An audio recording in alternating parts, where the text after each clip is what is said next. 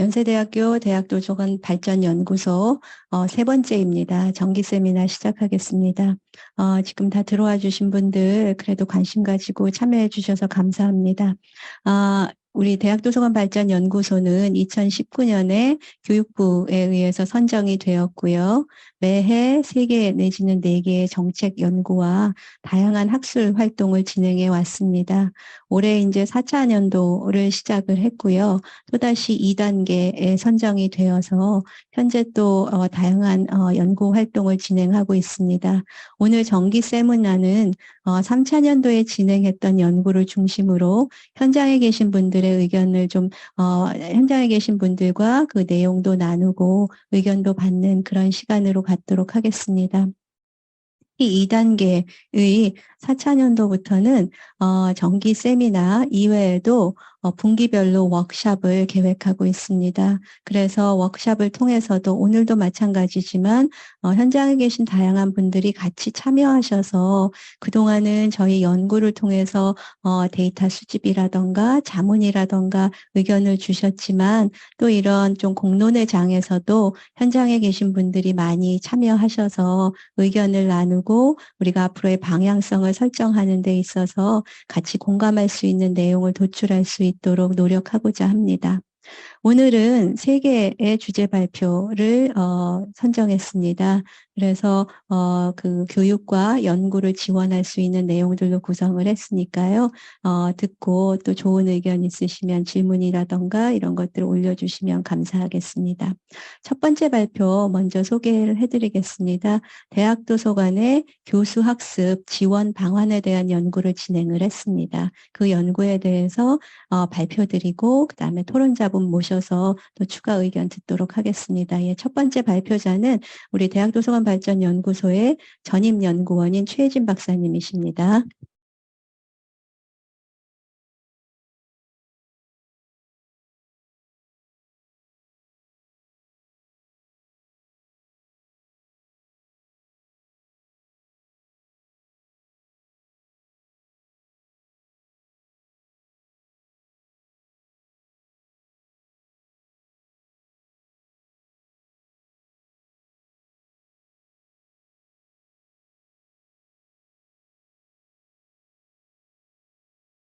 네, 안녕하세요. 첫 번째 주제 발표를 맡은 연구원 최혜진입니다. 오늘 제가 발표할 주제는 지난 3차 년도 연구 중에 교육 트랙 주제였던 대학도서관의 교수학습 지원 역할 연구에 대한 내용입니다. 발표는 다음과 같은 순서로 진행될 예정이지만 제가 준비한 발표 자료가 조금 많아서 발표 시간을 고려하여서 일부 슬라이드는 좀 빠르게 넘어가는 방식으로 발표를 진행하도록 하겠습니다. 본 연구는 대학 도서관에서 교수학습 활동을 위해서 지원해야 하는 역할이 무엇인지 알아보기 위한 목적으로 진행이 되었습니다.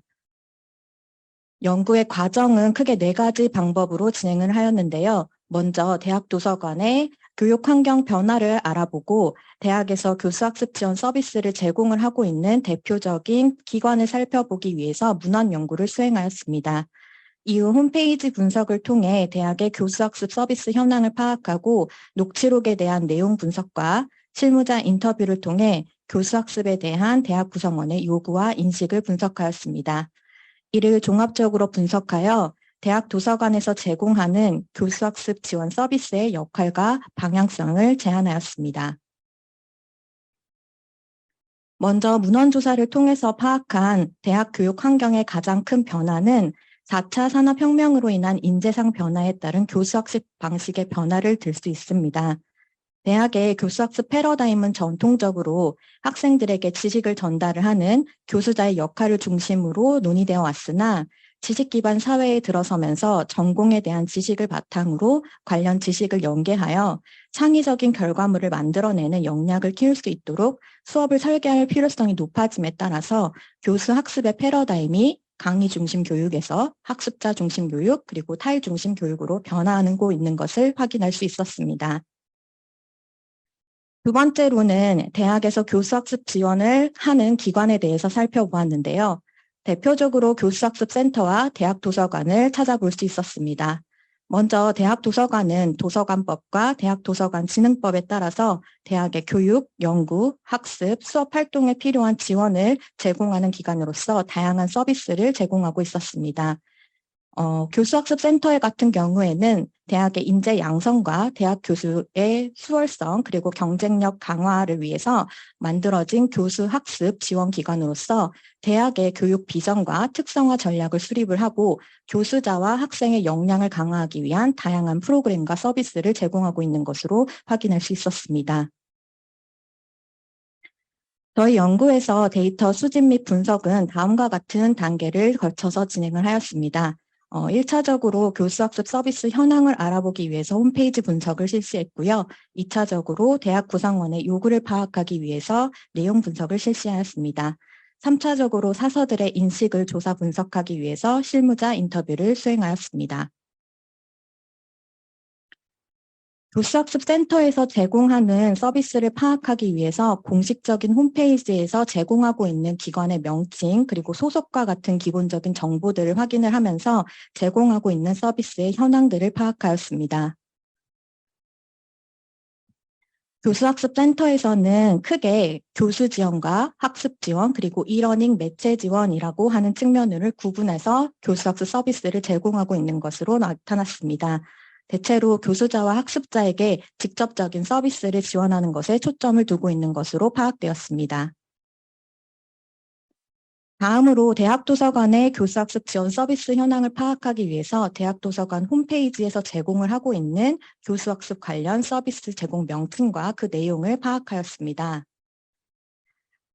대학도서관에서는 크게 학과나 수업을 연계하는 서비스, 그리고 학술정보 큐레이션, 정보 리터러시 교육, 기초소양 함양 프로그램, 북 큐레이션, 동영상 학습 매체 및 공개 강의, 학습 및 창의 협력 공간에 대한 서비스를 제공하고 있는 것으로 나타났습니다. 이를 통해서 대학도서관은 직접적인 교수학습 지원 서비스를 제공하면서도 관련 콘텐츠를 제공한다거나 콘텐츠를 활용하는 방법을 교육하거나 다양한 활동을 가능하게 하는 공간을 지원을 하는 등 교수학습과 관련된 굉장히 복합적인 기능을 제공하고 있는 것으로 확인되었습니다.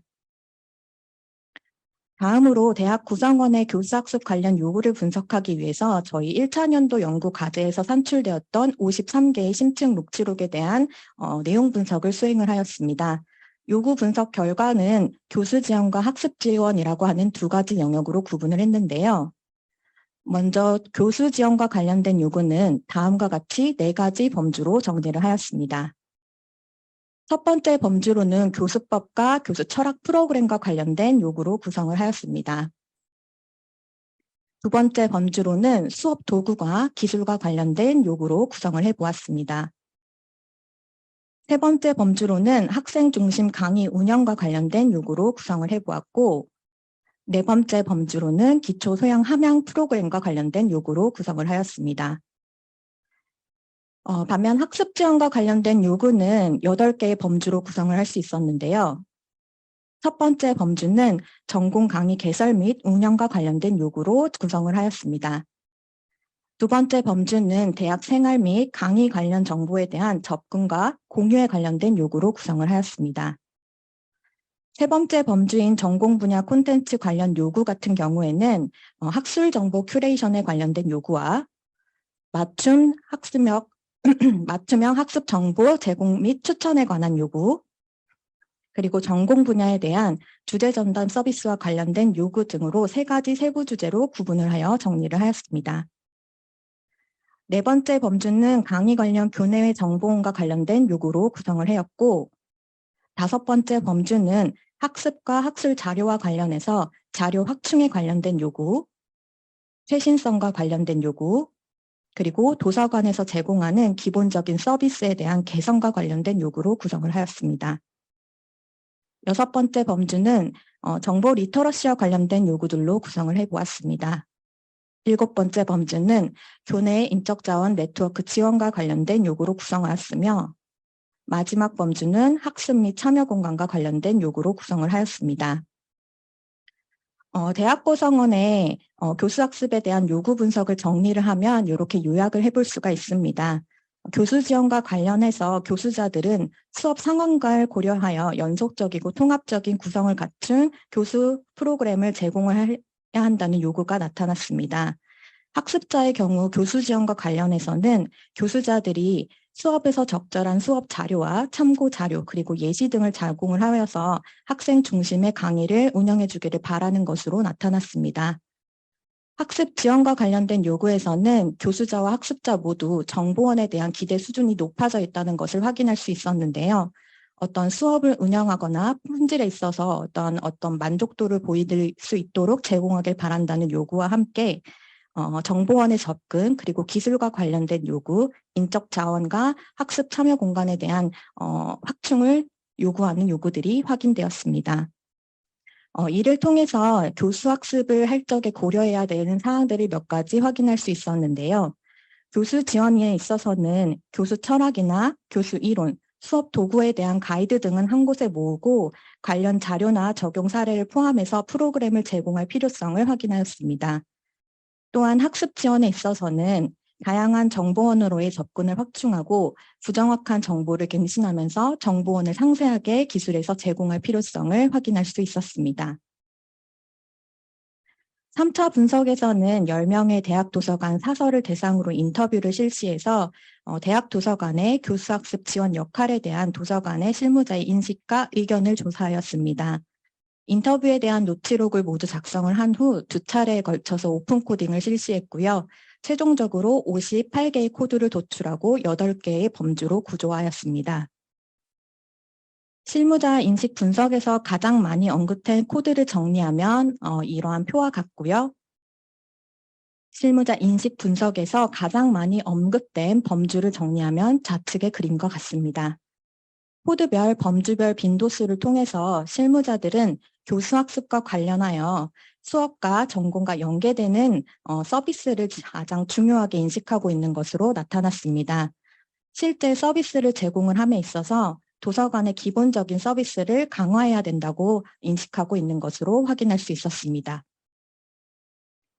오픈 코딩을 통해서 도출한 58개 코드를 다음과 같이 도서관 서비스 영역과 도서관 역할 인식 영역으로 구분해서 재구성하였습니다. 먼저 도서관 서비스 영역에서는 교수 지원 항목으로서 수업 및 강의 연계 서비스, 그리고 학과 전담 서비스, 그리고 주제 전문 및 학술 정보 큐레이션과 관련된 내용과 기초 소양 함양 프로그램에 대한 내용으로 구성을 하였습니다. 그리고 도서관 서비스 영역에서 두 번째 항목으로는 서비스 제공 방식이라고 하는 항목을 구성을 하였는데요. 여기에는 비대면 환경에서 제공된 서비스 방식과 메타버스와 같이 새로운 기술을 활용한 도서관 서비스를 포함을 하는 비대면 환경에서의 서비스 제공 방식 변화에 대한 항목을 구성을 하였으며 다양한 공간 활용에 대한 내용으로 구성을 해보았습니다. 도서관 서비스 영역 중에 마지막 항목은 관계 강화라고 하는 항목으로 구성을 했는데요. 여기는 이용자와의 지속적인 소통에 대한 내용과 함께 소통 확대를 통한 관계 형성에 대한 내용으로 구성을 하였습니다. 다음으로 도서관 역할 인식 영역에서는 첫 번째 항목으로 도서관 역할에 대한 타부서 인식이라고 하는 항목을 구성하였으며 두 번째로는 도서관 역할 정립, 그리고 세 번째로는 도서관 투자 확대에 대한 내용을 정리를 하였습니다. 이 내용을 간략하게 요약하면 이렇게 정리를 해볼 수가 있는데요. 교수학습 지원 서비스에 대한 실무자들의 인식 분석 결과는 도서관 서비스와 관련해서는 실무자들이 수업 및 전공과 연계된 서비스를 활성화함으로써 사서가 교육자로서의 역할을 수행하고 있다는 인식을 구축할 필요성이 있다라고 생각하는 것으로 나타났습니다. 또한 비대면 환경 하에서 전자책을 포함한 다양한 디지털 정보 자원에 대한 접근을 확보하고 더 다양한 유형의 자원을 제공할 필요성도 확인되었습니다.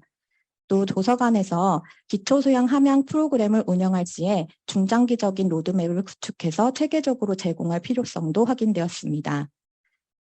또한 대학 구성원들에게 다양한 경험을 제공할 수 있도록 보다 친화적인 공간을 제공하는 것도 필요해졌고요. 이용자 맞춤형 서비스를 제공하기 위해서 지속적이고 원활한 소통을 통해서 신뢰관계를 구축할 필요가 있다고 인식하고 있는 것으로 나타났습니다. 두 번째로 도서관 역할과 관련해서는 대학 내 도서관이 수행해야 하는 역할을 정립하고 이를 대학 내 구성원들에게 인식시켜줄 필요가 있다고 인지하고 있는 것으로 나타났습니다.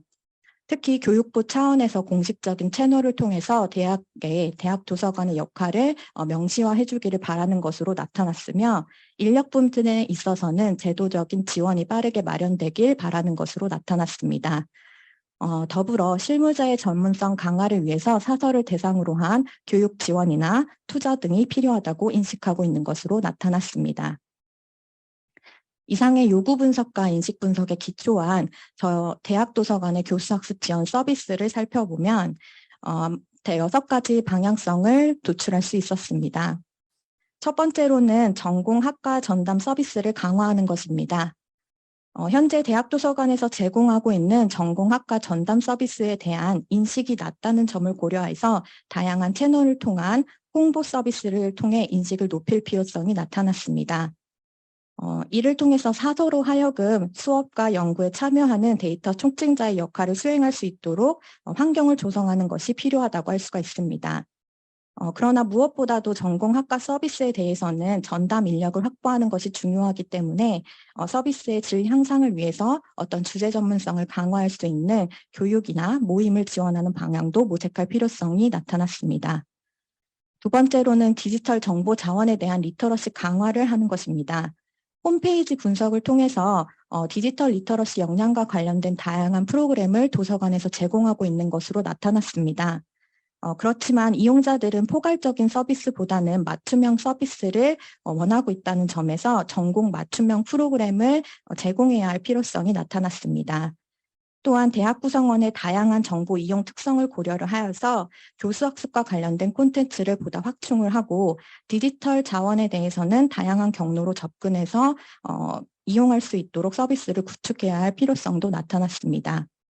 더불어 최근의 비대면 환경에서 디지털 자원에 대한 내용이 끊임없이 이야기가 됨에 따라서 도서관의 소장 자원을 활용하는 데 있어서 저작권의 문제에서 자유로울 수 있도록 디지털 자원에 관련된 라이센스 전담팀의 운영을 고려해 볼 수 있었습니다. 세 번째로는 교육자로서의 사서 역량을 강화하는 것입니다. 이용자 교육을 수업과 연계해서 사서가 학습에 직접적으로 관여하는 경우에 사서와 도서관에 대한 인식이 높아진다는 사서들의 인식이 있었습니다. 이를 통해서 사서가 교육자로서의 역할을 강화할 수 있는 방안을 모색해야 할 필요성이 나타났습니다. 네 번째로는 비교과 프로그램 개발 운영을 함에 있어서 도서관을 주요 공간으로 활용하는 것입니다. 교수학습센터와 도서관 모두 독서나 인문학 관련 프로그램을 제공하고 있었으며 비슷한 프로그램을 중복적으로 운영하는 경우도 찾아볼 수 있었습니다. 때문에 이것들을 좀 효과적으로 운영하기 위해서는 어떤 해결책들이 필요해 보였는데요. 대학 구성원들이 대학 도서관을 교수학습센터보다 접근이 용이한 학습 공간으로 인식하고 있다는 점에서 도서관을 비교과 프로그램을 운영하는 거점 장소로 활용해 볼 것을 모색해 볼 수 있습니다. 다섯 번째로는 휴먼 라이브러리 운영을 고려해 볼 수 있습니다. 도서관에서는 이용자 요구를 정확하게 파악해서 이용자에게 적합한 맞춤형 서비스를 제공하길 바라고 있었습니다. 하지만 업무의 과다와 인력 부족으로 인해서 이를 제대로 수행하지 못하고 있었는데요. 여기에 특정 분야의 전문적인 지식을 갖춘 대학 구성원을 휴먼북으로 활용을 하게 되는 휴먼 라이브러리 운영을 고려를 해봄으로써 다양한 정보 이용 요구를 해결할 수 있도록 하는 방안을 모색해 볼 수 있습니다. 마지막으로 도서관 공간 활용에 있어서는 장소로서 가지는 기능에 중점을 둬서 공간을 활용할 필요가 나타났습니다. 학습과 연구, 진로 등 교내의 다양한 정보를 통합적으로 제공할 수 있는 공간이 있어야 했고 또 학생들이 참여할 수 있는 공간을 확대할 필요성이 있다는 점에서 도서관을 이러한 공간으로 활용해 볼 수 있는 방안을 모색해야 합니다. 또한 다양한 정보 요구를 가진 이용자들이 대학 내에 공존한다는 점에서 이용자가 다양한 정보 경험을 할 수 있도록 도서관 내에 동적 공간과 정적 공간으로 구분하여 다양한 공간들을 제공할 필요성도 나타났습니다. 또 일부 도서관 실무자들은 대학 도서관의 가치를 보여줄 수 있도록 공간을 구성해야 될 필요가 있다는 인식을 가지고 있는 것으로 보아서 필요하다면 대학의 역사나 홍보, 입학을 담당하는 부처들과 함께 공간을 공유하여 도서관의 상징적인 가치를 보여줄 수 있는 방안을 모색할 필요가 나타났습니다.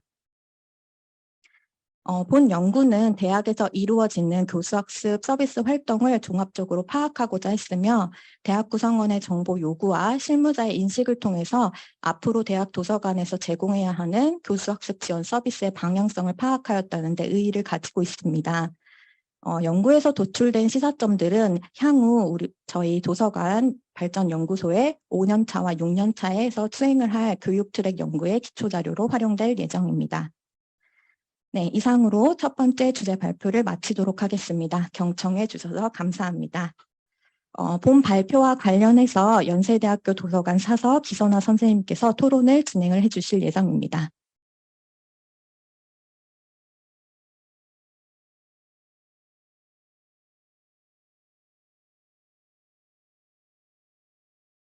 안녕하세요.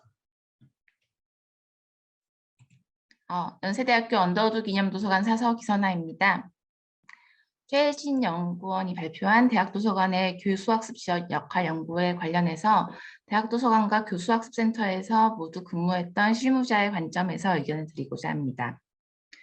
이번 연구는 국내 대학도서관과 교수학습센터의 서비스 제공 현황을 일목요연하게 정리했고, 대학 구성원의 교수학습 관련 요구를 기관의 업무 범위로 제한하지 않고 서비스 이용자의 관점에서 포괄적으로 분석했으며, 이에 기초하여 대학 도서관이 제공할 수 있는 교수학습 지원 서비스를 다양하게 제시했다는 점에서 의미가 크다고 생각합니다. 이 과정에서 정말 방대한 국내 데이터를 수집하고 분석했으며 많은 시간과 노력을 기울였다는 사실을 알 수 있었습니다. 대학 도서관의 발전을 위해 노력해 주심에 진심으로 감사드립니다. 한편 정리해 주신 요구사항 중에는 13, 14페이지의 교수법, 교수철학, 그리고 15페이지의 수업 관련 줌 사용법이라든지 16페이지 수업 관련 최근 사례 정리, 예시 제공과 같이 대학 도서관의 자료로 참고를 할 수 있지만 대학 도서관에서 그 이상 직접적으로 제공을 해주기에는 좀 어렵지 않나 하는 업무도 사실 있었고요. 그 중에 상당 부분이 교수학습센터의 역할과 관련된 내용이 많이 있었습니다. 사실 연구 주제가 도서관에 관한 것이었으므로 서비스 지향점은 도서관 관련으로만 정리하는 것이 적절할 것 같긴 한데요. 일단 이런 교육 서비스의 주체가 도서관 이외 부서일 경우도 많이 있다는 사실을 이미 알고 있으므로 대학 도서관의 서비스 지향점 중 하나를 교무학사, 학생 지원, 교수학습센터 등 교내 타 행정부서와의 긴밀한 협업 분업 체제 구축으로 놓을까 생각해 보았습니다. 최근 학계와 실무 모두에서 도서관 평가 관련해서 관심이 많은데 이러한 다양한 대학의 교수학습 요구를 해결하고 또 그런 학습 효과를 극대화하고자 한다면은 총장단 등 최고 의사결정자 레벨에서 이런 교육 품질을 컨트롤해주는 그런 컨트롤 타워가 있으면 좋겠다. 그런 생각도 했습니다. 이런 것이 도서관의 평가에 들어간다면 더욱 좋을 것 같고요. 그 다음에는 이제 교수학습의 지원에 대해서 사서의 인식조사 결과를 밝혀주셨는데요. 1차 코딩 결과를 보면 상당수의 숫자가 강의 수업 연계 서비스, 그리고 대학 내 타 부서 간 협력 제도, 그리고 장애 요인 쪽으로 높게 나왔다는 것을 알 수 있었습니다. 강의나 수업과 연계하는 것이 당연히 중요하지만 타 부서와의 협력이 쉽지 않고 또 인력과 예산 등 장애 요인이 많다는 사실을 알 수 있었습니다. 이와 관련해서 두 가지를 더 말씀드리고 싶은데요. 먼저 향후 연구에서는 이 서비스 방향을 더 구체화해 주시되 중요성, 시급성, 비용 대비 효과 등을 고려해서 우선순위를 부여한다면 현업에서 이상적인 도서관 서비스를 구현해 나갈 힘과 용기가 더 많이 생길 것으로 보입니다. 두 번째로는 도서관 실무자들이 열심히 일하면서 이용자와의 연계 강화를 위해 노력함에 더하여 대학 도서관의 또 다른 이용자기도 하신 문헌정보학계 연구자들께서 도서관에 힘을 실어주시고 서포터가 되어주신다면 변화하는 시대에도 계속 건강한 대학의 심장으로 대학 도서관은 진화할 것이라고 믿습니다. 이상으로 제 발표를 마치겠습니다. 감사합니다.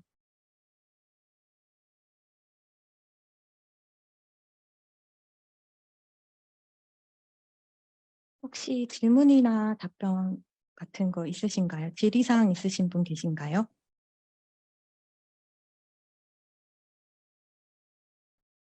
네, 그러면 이어서 두 번째 발표를 시작하도록 하겠습니다.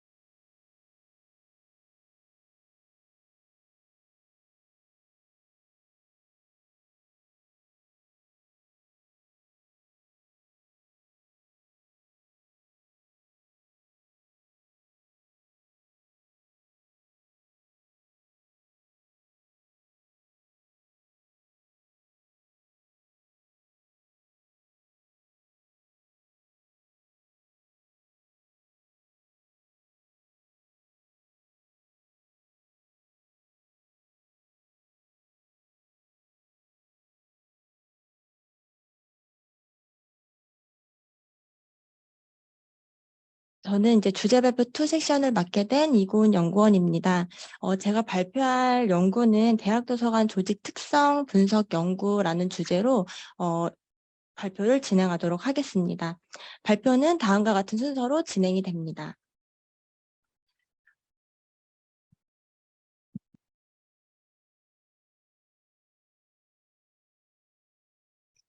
본 연구는 이제 트랙4 전책 및 경영 파트에 포함되어 있는 과제 연구인데요. 우선 저희가 이제 2000년도 질적 연구로 진행된 조직 특성 탐색 및 조사 분석 연구를 통해서 이제 발견한 대학 도서관 조직 특성들을 토대로 주요 변수 간의 영향 관계와 그 방향성을 양적 연구 방법을 통해서 검증하고자 했습니다. 연구 과정은 다음과 같습니다. 연구의 세부적인 과정은 발표하면서 이제 말씀드리도록 하겠습니다. 이제 문헌조사는 대학 환경의 변화, 그리고 대학 도서관 역할 및 현황, 그 대학 도서관 조직 특성으로 구분하여서 실시하였습니다. 우선 이제 대학 환경 변화를 보시면 첫 번째로 이제 4차 산업 시대의 급격한 이런 기술 변화로 인해서 이제 단위 학문만으로는 해결하기 어려운 복합적인 문제들이 이제 발생을 하게 됐습니다.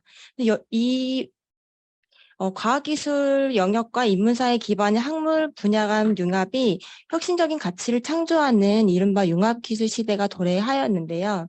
이로 인해서 학생의 상호작용, 교수와의 상호작용 이런 것들이 굉장히 중시되고 이런 교육 플랫폼이 구축해야 되는 교육 패러다임이 나타나고 있습니다. 이러한 변화에서 다양한 정보 요구가 이제 발생하게 되는데 이러한 정보 요구를 충족시켜 줄 수 있는 기관이 대학도서관이기 때문에 대학도서관의 새로운 역할을 규명해야 할 필요성이 높아지고 있습니다.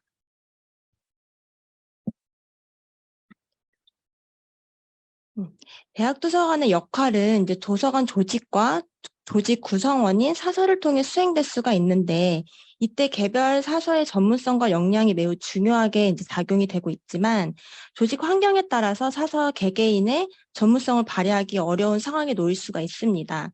따라서 대학도서관의 조직 효과 및 업무의 역량을 향상시키기 위해서는 조직 효과를 극대화시키고 증대시킬 수 있는 구체적인 조직 개선 방안이 필요하다고 생각이 됩니다. 두 번째 문헌조사는 2000년도 조직특성 조사 및 분석의 질적 연구에서 도출된 리더십, 팀제, 조직 커뮤니케이션, 동기부여, 조직 몰입 이 5가지 조직 특성 요소를 토대로 각 요인에 대한 문헌을 검토하고 요인 간 관계와 방향성에 대해서 검증을 했습니다. 본 연구의 목적을 달성하기 위해서 선행연구와 문헌을 조사하여 연구 모형과 가설을 설정하였습니다. 이제 여기에서 이제 저희가 가장 중요하게 생각했던 게 이제 리더십이었는데요. 리더십은 리더뿐만 아니라 모든 조직 구성원이 가져야 할 기본적인 태도로 경영이나 행정, 조직 연구 등에서 다양하게 리더십의 중요성과 필요성을 강조하고 있습니다. 따라서 리더십이 조직 내부의 다른 특성 요소와 어떠한 관계를 가지는지 명확히 하고 대학 도서관의 환경 변화에 대응할 수 있는 조직 개발 방안을 마련할 수 있도록 리더십을 기준으로 세부적인 가설을 설정하였습니다. 가설은 연구 과정 결과에서 하나씩 언급하면서 설명을 드리도록 하겠습니다. 본 연구를 위해서 대학 도서관 사서들의 도서관 역할에 대한 인식, 그리고 응답자 특성, 조직 특성 요소, 그 조직 몰입 변수를 설정해서 총 140문항의 설문지를 개발을 하였습니다. 설문조사는 국내 대학 도서관 사서를 대상으로 이메일 설문지를 배포하고 수집하였으며 불성식 응답을 제외한 334부의 유효한 설문지를 수집할 수 있었습니다. 수집된 데이터는 다음과 같은 총 6개의 통계 분석 방법을 활용해서 양쪽으로 분석을 하였습니다. 우선은 이제 탐색적 요인 분석과 신뢰도 분석을 실시하였는데요. 그 결과 모든 요인이 요인 분석 적합도 판단 기준에 타당하고 신뢰도 또한 0.5 이상으로 추출되어서 요인의 신뢰도가 검증이 되었습니다. 이제 현 슬라이드부터는 이제 데이터 분석 결과에 대해서 설명을 드리도록 하겠습니다. 인구 통계학적 특성은 다음과 같은데 이 데이터를 토대로 뒷부분에서 응답자 특성별로 대학 도서관 역할 인식과 조직 특성 요인, 그러니까 조직 요인에 대한 인식 차이가 이제 나타나는지 분석을 하였습니다. 설문 문항별로 이제 기술 통계도 한번 실시를 하였는데요. 전체 문항별 평균 점수는 3.34였고, 표준 편차 평균은 1.08이었습니다. 학문별로 응답 결과를 이제 봤을 때, 가장 높은 점수를 기록한 항목은 이렇게 4가지 요인이었고, 낮은 점수는 다음과 같은데요. 이를 종합을 해서 말씀을 드리자면, 동기부여 파트의 내재적 동기와 외재적 동기, 커뮤니케이션 파트의 공식 커뮤니케이션과 비공식 커뮤니케이션 간의 간극이 매우 크게 나타났습니다. 이제 리더십 항목의 문항들은 전반적으로 이제 3점 중후반대를 기록해서 비교적 높은 점수를 기록했지만 외재적 동기와 비공식 커뮤니케이션에 속한 모든 문항들이 2점대를 기록해서 평균에 비해서 현저히 낮은 점수를 보이는 것을 알 수 있었습니다. 앞서 이제 7개의 가설을 검증하기 위해서 회귀 분석과 매개 효과 분석을 실시하였습니다. 리더십이 조직 몰입을 높일 것이라는 가설 1을 검증한 결과 리더십은 조직 몰입 중에서 정서적 몰입에만 유의한 영향을 미쳤고 지속적 몰입, 규범적 몰입에는 유의한 영향을 미치지 않았습니다. 조직에 몰입할 수 있는 거는 결국 리더를 통해서 현실적인 상황에 대한 해결점을 모색하는 것이 아니라 소속감을 높여준과 동시에 회사의 애착을 가질 수 있도록 하는 역할로서 영향을 미치는 것으로 판단이 되었습니다. 두 번째 가설로는 리더십과 조직 몰입 사이에서 그럼 동기부여가 어떠한 매개 효과를 가지는지 프로세스 매크로를 통해서 분석을 하였습니다. 그 결과 리더십은 내재적 동기, 외재적 동기를 매개로 조직 몰입을 높이는 것으로 나타났습니다. 구체적으로 이제 살펴보시면 내재적 동기와 외재적 동기가 리더십과 정서적 몰입과 규범적 몰입의 관계를 더욱더 긍정적으로 변화를 시켰으나 지속적 몰입에는 통계적으로 유의하지 않았습니다. 이를 종합해서 설명을 드리면 정서적 몰입과 규범적 몰입은 감정적인 차원에서 작용이 되고, 지속적인 몰입은 경제적 상황을 반영한다는 점에서 리더십은 감정적인 차원에서 긍정적인 영향을 줄 수 있는 그런 영향력을 가지고 있다고 알 수 있었습니다. 세 번째 가설을 보시면 리더십이 동기부여에 미치는 영향에 대해서 분석한 결과 리더십은 내재적, 외재적 동기에 모두 긍정적인 영향을 미치고 있었고 조금 더 큰 영향을 주고 있었습니다.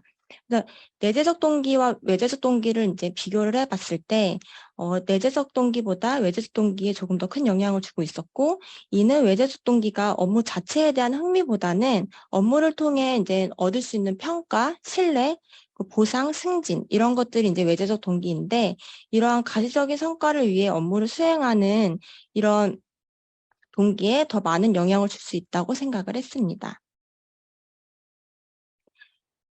가설 4에서는 리더십과 동기부여 관계에서 그럼 조직 커뮤니케이션이 어떤 매개 효과를 가지는지를 이제 검증을 해봤는데요. 리더십은 조직 커뮤니케이션 3개의 유형이 있는데 공식 수직 커뮤니케이션, 공식 수평 커뮤니케이션, 비공식 커뮤니케이션으로 구성이 되어 있습니다. 근데 이 3가지 유형을 매개로 동기부여를 모두 높이는 것으로 나타났습니다. 구체적으로 보시면 리더십은 공식 수평 커뮤니케이션을 매개로 해서 내재적 동기에 긍정적인 영향을 주었지만 공식 수직, 비공식 커뮤니케이션은 매개 효과가 나타나지 않았습니다. 또한 리더십과 외재적 동기 사이의 조직 커뮤니케이션 모든 변수가 매개 효과를 가지지 않았습니다.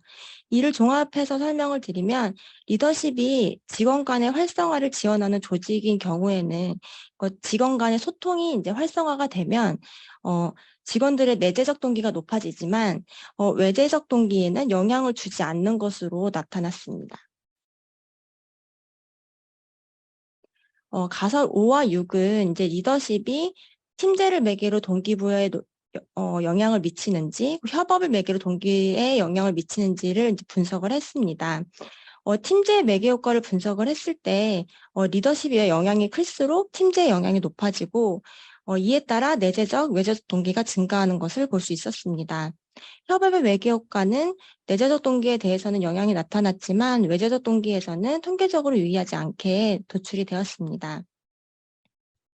마지막으로 가설 7에서는 조직 커뮤니케이션과 팀제, 협업 간의 이제 상관관계와 영향을 파악을 해보았는데요. 이때 3개 요인들은 상관관계가 나타났고 서로 유의하게 나타났습니다. 7-1 그 가설을 보시면 조직 커뮤니케이션과 팀제 간 상관관계에서는 굉장히 유의하게 나타났지만 비공식 커뮤니케이션에서만 유의하지 않은 결과가 나타났습니다. 이러한 결과는 공식적인 커뮤니케이션을 통해서 상사와 업무를 공유한다거나 상사의 의견 수렴이 활성화가 되면 팀제에도 긍정적인 영향을 줄 수가 있지만 반대의 경우에는 팀제 자체에 부정적인 영향을 미칠 수 있음을 알 수 있습니다. 더불어서 팀원 간 공식 수평 커뮤니케이션을 통해 업무 공유가 이제 활발히 이루어지면 팀제가 정상적으로 기능할 수 있을 것으로 판단이 되었습니다. 조직 커뮤니케이션이 협업에 미치는 영향을 보면 가설 7-1과 마찬가지로 비공식 커뮤니케이션에서는 유의하지가 않게 나왔습니다. 구체적으로 이제 공식 수평 커뮤니케이션의 영향이 가장 컸는데 이는 조직 구성원 간 커뮤니케이션이 협업에 중요한 역할을 하고 있음을 의미한다고 판단이 되었습니다. 가설 7-3을 보시면 팀제가 협업에 그럼 어떠한 영향을 미치는지 이제 가설을 통해서 검증을 해보았는데요. 팀제와 모든 조직 특성 요인 간의 관계를 종합해보면 팀제는 비공식 커뮤니케이션을 제외하고는 모든 조직 특성과 유의한 관계를 나타나고 있었는데 팀제의 효율적인 기능을 이제 지원을 조직에서 하게 되면은 구성원에게 매우 중요한 요인이 될 수 있는 그런 요인들이기 때문에 대학 도서관 팀제의 문제점이나 현재 이제 문제점을 진단을 하고 그거에 대한 개선 방안을 도출해서 잘 활용될 수 있는 방안을 고민할 필요가 있다고 생각을 했습니다. 추가적으로 아까 그 성별 직급에 따라서 대학 도서관의 역할을 어떻게 인식하는지 그리고 조직 특성 요인을 어떻게 인식하는지 그 차이가 나타나는지 이제 보았는데요. 성별에서는 교육적 역할에 대해서만 이제 차이가 나타났는데 여성이 남성보다 조금 더 높게 나타났고요.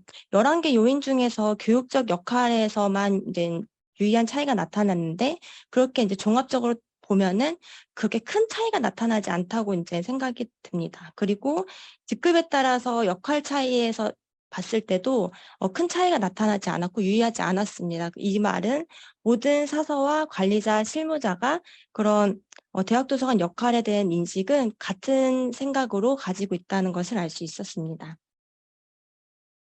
그 두 번째는 이제 그 응답자 특성별 대학 도서관 조직 요인 인식 차이에 어떤 차이가 나타났는지 이제 검증을 했는데요. 여기에서 이제 좀 주목해 볼 만한 게 이제 직급에 따른 요인 인식 차이였습니다. 모든 요인에 대해서 11개의 요인이 있었는데 11개 요인에서 관리자가 실무자보다 높은 평균 점수를 지니고 있었습니다. 이는 관리자가 실무자보다 조직 요인에 긍정적으로 기능하고 있다고 인식한다고 이제 생각이 되는데요. 반대로 실무자는 관리자에 비해 조직 요인을 조금 부정적으로 인식하는 것으로 판단이 되었습니다. 연구 결과를 보고 이제 검증한 결과는 다음 표와 같습니다. 전체 가설 중에 리더십이 지속적 몰입과 규범적 몰입에 미치는 영향 가설만 기각이 되고 나머지에 대해서는 모두 채택이 되었습니다. 연구 결과를 토대로 4가지 시사점을 도출을 해보았습니다.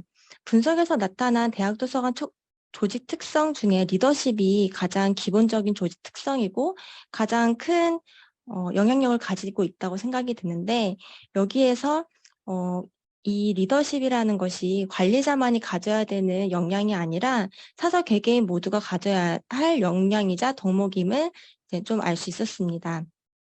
두 번째로 리더십이 폐쇄적인지 개방적인지에 따라서 조직 특성 요소에 미치는 영향이 다르게 나타남을 알 수 있었습니다. 마지막으로 대학 도서관 내에서 리더를 포함한 모든 사서를 대상으로 하는 리더십 강화 교육 프로그램을 도입할 필요가 있습니다. 교육을 듣고 조직 내에서 함께 공유해서 모든 사서의 역량을 높일 필요가 있다고 생각이 됩니다. 두 번째 시사점 포인트는 조직 특성 요인과 동기부여, 조직 몰입에 대한 영향관계를 살펴보는 것입니다. 여기서 조금 주요하게 봐야 되는 부분이 지금까지 영향이 높은 것들을 위주로 설명을 드렸는데 좀 낮은 요인 간의 관계를 해석할 필요가 있다고 생각했습니다.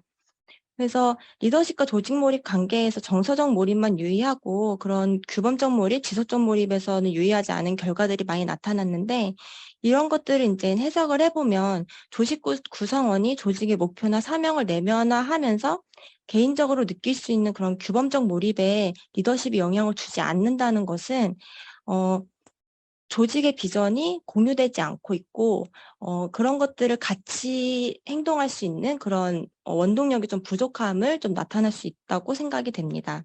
또한 이제 조직에서 계속 남고자 하는 지속적 몰입이 있는데, 지속적 몰입 같은 경우는 좀 경제적인 상황을 좀 반영을 한다고 볼 수가 있습니다. 근데 이런 것들이 조금 영향이 없다는 것은 경제적 이익이나 노력에 대한 성과금을 받지 못하는 그런 현상들이 좀 두드러지면서 좀 외재적 동기도 또 낮아지게 되는 이런 것들에 이제 같이 영향을 본다고 할 수가 있습니다. 따라서 리더십은 이 3가지 몰입을 균형적으로 지원할 수 있는 역할을 수행할 수 있게 되어야 한다고 생각이 됩니다. 다음으로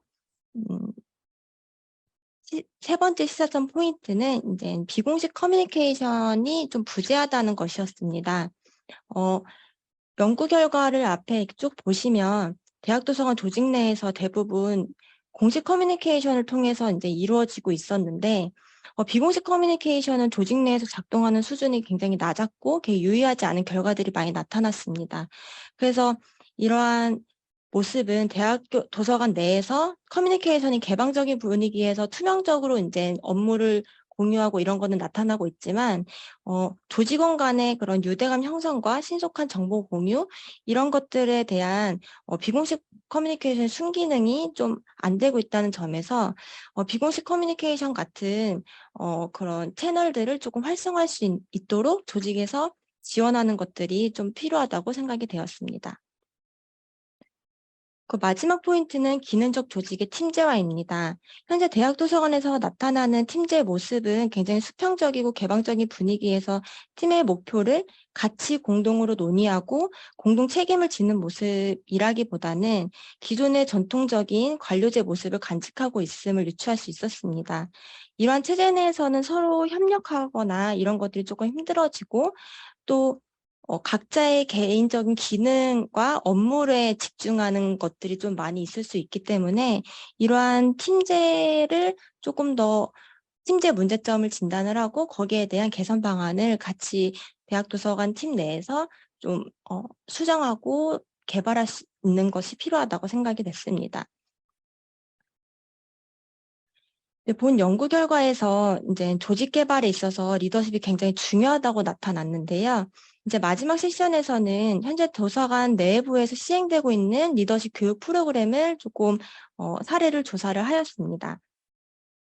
그래서 여기에서 보시면은 공공 분야에서 조금 리더십 교육을 개별 역량을 진단을 하거나 직무 상황에 맞춰서 선택할 수 있게 되어 있었습니다.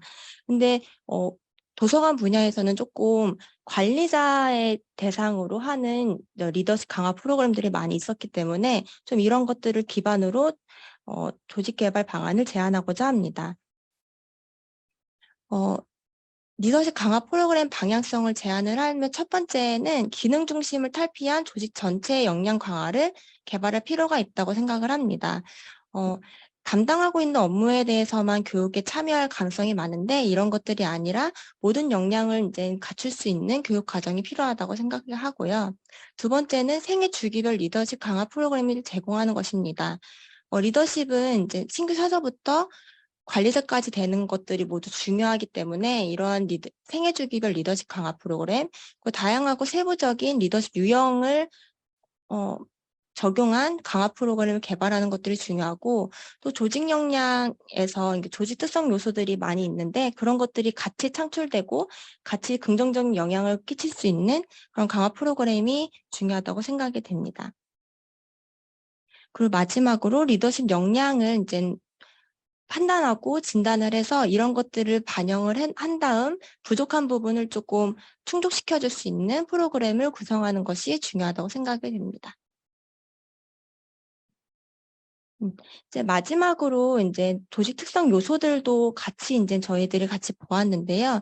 이제 기존 팀제에 대한 검토라 새로운 방향을 제시하고 동기부여를 위한 구체적인 방안을 제시하고 비공식 커뮤니케이션을 활성화하는 방안을 제시하면서 동호회 같은 비공식 커뮤니케이션 같은 경우에는 뭐 공용 공간을 마련한다거나 공간을 재구성한다거나 그 동호회 활동을 지원하는 등의 그런 조직적인 지원들이 필요하다고 생각이 됩니다.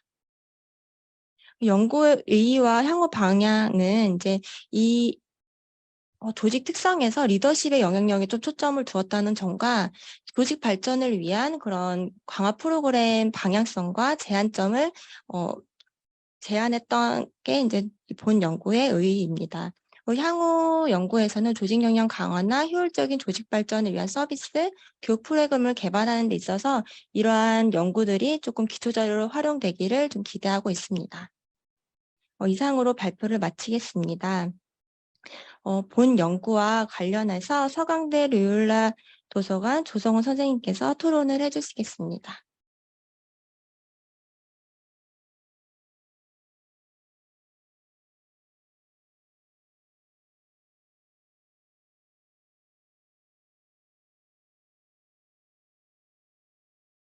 안녕하십니까. 서강대 로욜라 도서관 조성원입니다.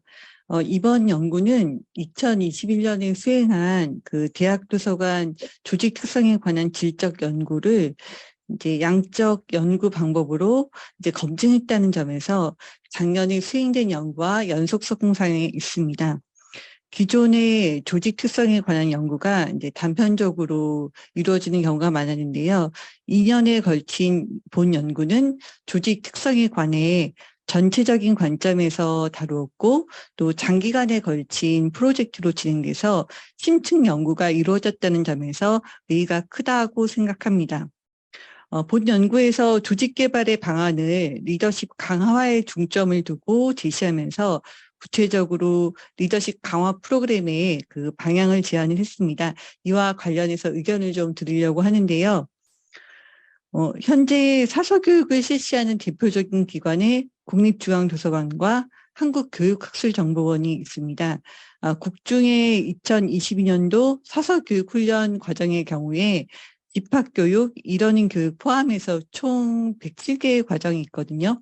이 중에서 리더십 과정은 집합교육 중에서 그 2개 과정이 개설되어 있고 최고 경영자 과정과 중간 관리자 과정입니다. 저도 그 몇 년 전에 중간 관리자 과정에 그 참석했던 적이 있는데요.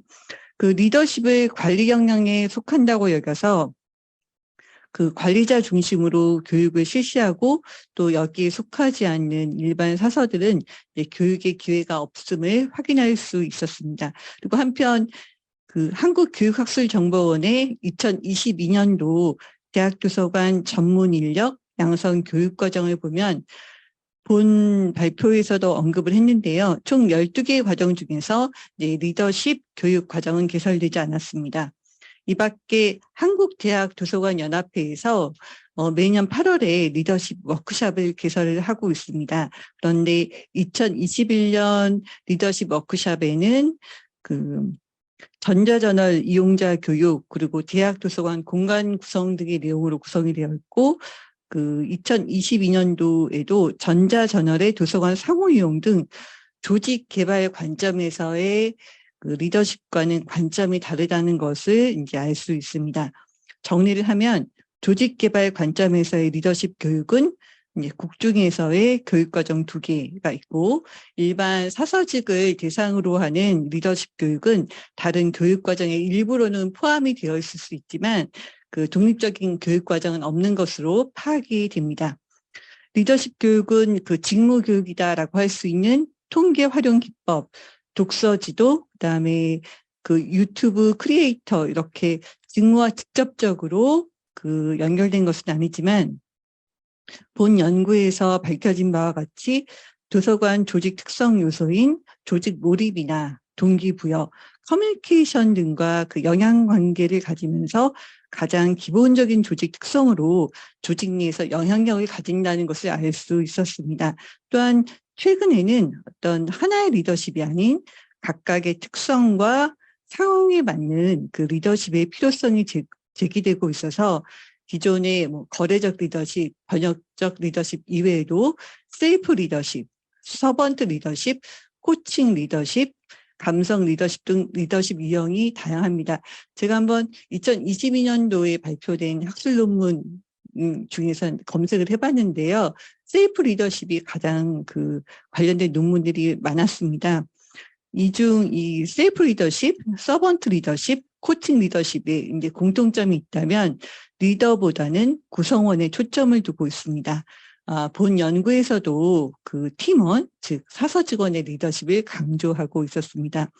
리더십 강화 프로그램은 관리자뿐만 아니라 일반 사서들을 대상으로 한 프로그램이 필요하고 또 직무와 직접적인 연관이 없는 것과 같이 보이지만 실제로 가장 기본적인 조직 특성이기 때문에 그 교육 대상의 확장이 필요하다라는 생각이 들고요. 그다음에 교육의 세분화가 요구됩니다. 그리고 교육 내용에는 그 최근에 어떤 리더십 경향도 포함이 되고 사전 조사를 통해서 리더십 영향 중에 부족한 부분을 파악해서 교육 프로그램을 설계한다는 것이 필요하다라고 생각합니다. 본 연구에서 제시한 생애 주기별 리더십 프로그램, 다양하고 세부적인 리더십 프로그램 등을 그 사서 교육과정 설계 시 리더십 프로그램 개발에 반영한 것이 필요할 거다라고 생각합니다. 끝으로 이번 조직 특성에 관한 연구에 대해서 전반적인 의견을 드리면 사실 조직이 포함하고 있는 다양한 측면 때문에 접근하기 어렵고 또 사실 조직은 민감한 부분이 있습니다. 그런데 이제 2년에 걸쳐 질적 연구에서 양적 연구로 이제 진행을 하면서 이 조직 특성이 구체화되고 또 검증하는 과정이 인상적이었습니다. 지금까지의 연구를 토대로 향후 진행될 연구에서는 그 변화하는 환경에 적응하기 위한 어떤 현재 지금 팀제 조직 구조인데 이 팀들에 대한 검토, 그리고 앞으로 대학도서관의 조직구조의 방향, 그리고 조직 특성 요소인 리더십 이외의 조직 몰입이나 동기부여, 커뮤니케이션 등을 향상시킬 수 있는 방안에 대한 분석이 진행이 된다면 도움이 될 거라 생각합니다. 네, 감사합니다.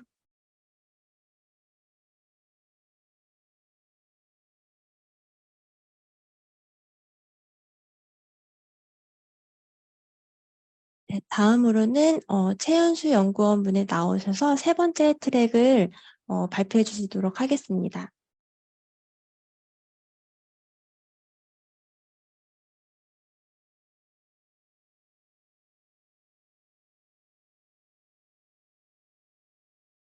네, 안녕하십니까. 세 번째 발표를 맡은 최연수 연구원입니다. 네, 제가 발표할 내용은 고객화 연구정보 서비스 방안 개발 연구가 되겠습니다. 네, 이번 과제는 저희 연구소 트랙 3 대학도서관 연구지원 서비스 개발의 세 번째 연구로 진행이 되었고요. 저희가 9개월 정도 연구를 진행을 하였습니다. 네, 연구의 필요성에 대해서 말씀을 드리겠습니다.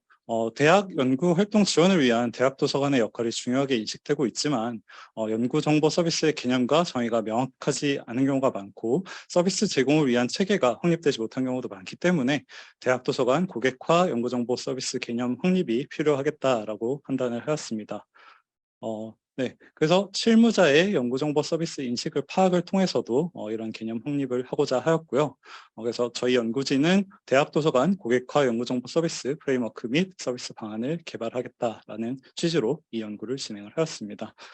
그리고 저희 연구가 포괄적인 서비스 방안을 제시하는 것을 목표로 하였기 때문에 고객화 연구 정보 서비스 세부 항목별로 후속 연구의 필요성까지도 도출하고자 하였다는 점을 말씀드리고 싶습니다.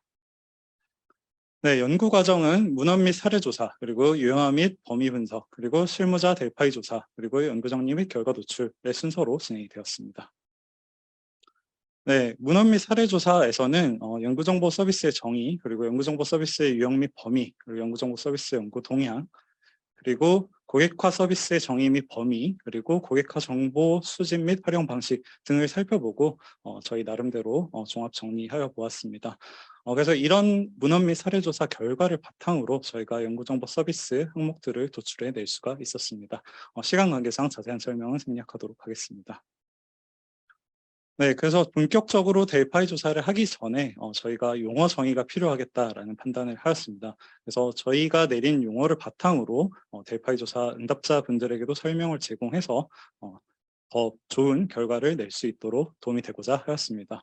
저희가 정의한 연구정보 서비스는 연구 수행 과정에서 발생하는 연구자의 정보 요구를 충족시키기 위해 제공하는 연구자 활동 지원 서비스다라고 보시면 되겠습니다.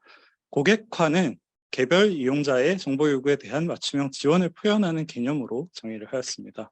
그래서 고객화 연구정보 서비스라는 것은 결국 연구정보 서비스에 고객화 개념을 적용한 서비스다라고 볼 수 있겠는데요.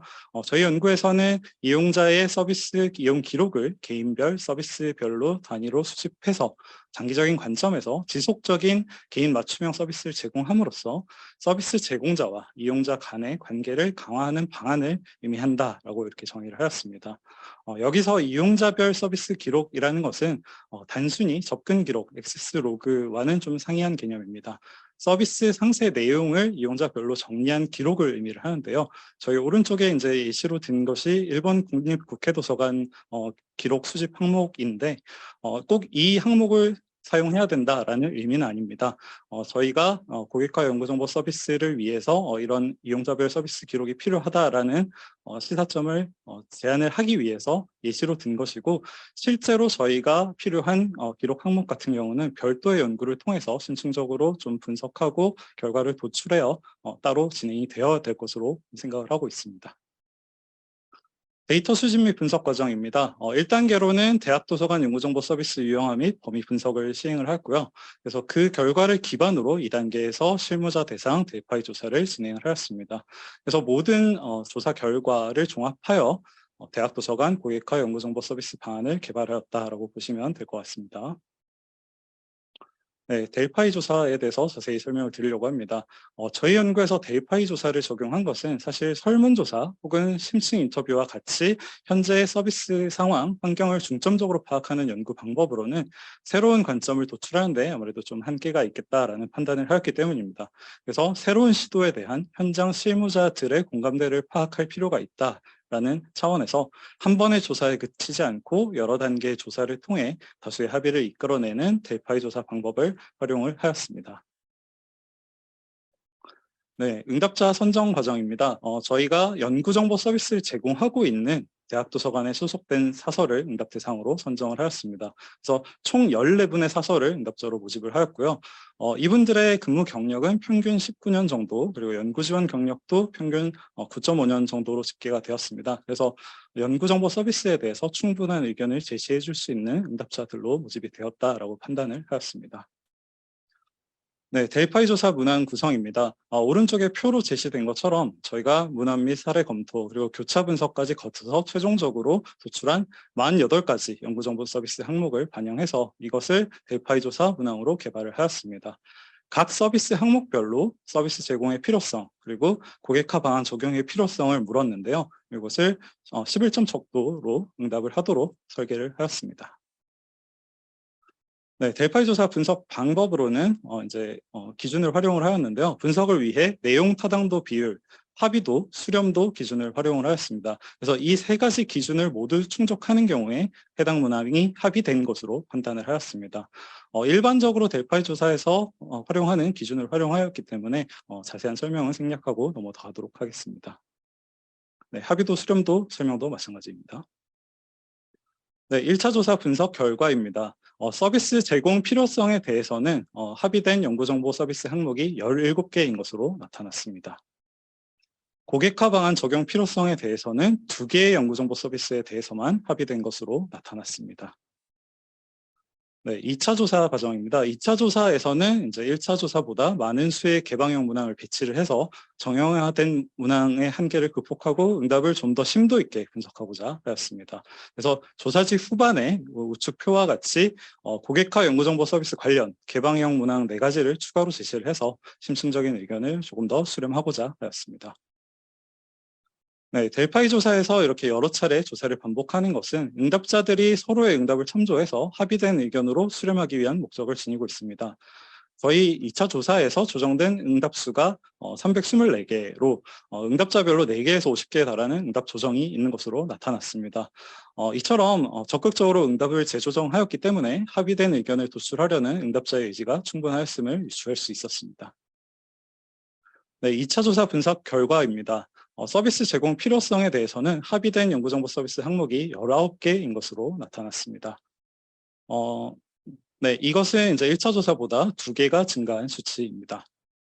고객화 방안 적용 필요성에 대해서는 최종적으로 합의된 연구정보 서비스 항목이 8개인 것으로 나타났습니다. 네, 1차 조사에서는 2개의 항목만 합의되었기 때문에 2차 조사에서 대폭 증가한 모습을 보여주었습니다. 특히 첫 번째 범주, 연구 설계 및 선행연구 분석 지원 범주에서 특히 많이 증가한 모습을 보였습니다. 네, 기타 의견도 수렴을 하였었는데요. 연구정보 서비스 개발 및 제공 과정의 장애 요인 및 한계점, 그리고 효과적인 고객화 연구정보 서비스 개발 및 제공을 위한 대학 차원의 지원, 그리고 국가 차원의 지원에 대한 기타 의견들도 이렇게 수렴을 할 수가 있었습니다. 연구 지원 측면에서의 대학 도서관의 역할을 살펴보았을 때는 도서관 본연의 업무에 충실할 필요가 있다라고 하는 관점과 빠르게 변화하고 있는 연구 환경을 지원하기 위해서 연구 중심의 대학 도서관으로 거듭나야 한다라는 관점이 이렇게 강하게 대립되고 있다라는 것을 알 수가 있었습니다. 그래서 이러한 결과로 봤을 때 저희가 실무자들의 공감을 얻어내기 위해서는 설득을 통해 이런 대립을 해소할 필요가 있겠다라는 것을 체감을 할 수가 있었습니다. 네, 최종적으로 도출된 연구정보 서비스입니다. 우측 표에 보시는 것과 같이 연구정보 서비스 8개 항목에 대해서는 고객화 방안 적용 필요성이 합의가 된 것으로 최종적으로 도출이 되었습니다. 네, 기타 시사점도 좀 정리를 해보았는데요. 방금 말씀드린 것처럼 연구 지원 측면의 도서관의 역할에 대한 인식, 대학 도서관의 역할에 대한 인식이 2가지 관점이 강하게 대립되고 있다는 것을 확인을 할 수 있었고요. 그렇기 때문에 고객화 연구 정보 서비스 활성화를 위한 관점 강화를 위해서는 아무래도 적극적인 연구 지원 서비스를 제공해야 된다라는 관점이 더 강세를 보일 수 있도록 저희가 인식 변화를 유도할 수 있어야 되겠다라고 생각을 하였습니다. 그래서 대학 도서관과 실무자 전반의 인식 변화를 유도하기 위해서는 연구정보 서비스 개발 및 제공 과정의 장애 요인이라든지 한계점을 해소하기 위한 노력 그리고 지원 등이 동반되어야 할 것이다라고 판단을 하였습니다.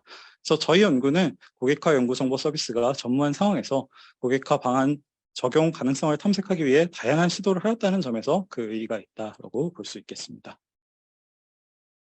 네, 그래서 저희가 델파이 조사를 통해 최종적으로 제안하는 대학도서관 고객화 연구정보 서비스 프레임워크입니다. 오른쪽에 보시는 이제 그림으로 저희가 프레임워크를 제시를 하였습니다.